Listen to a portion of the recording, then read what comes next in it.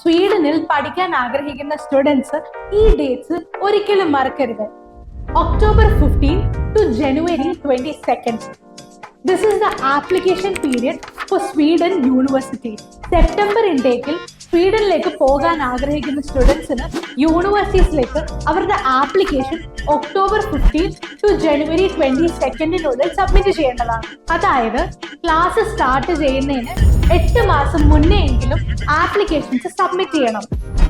ഈ ഒരു window miss ചെയ്താൽ 1 വർഷം വരെ നിങ്ങൾക്ക് നഷ്ടപ്പെട്ടേക്കാം.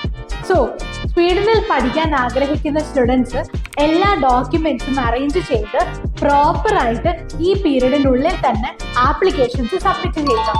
സ്വീഡൻ യൂണിവേഴ്സിറ്റീസിലേക്കുള്ള ആപ്ലിക്കേഷൻസ് October 15 സ്റ്റാർട്ട് ചെയ്യും.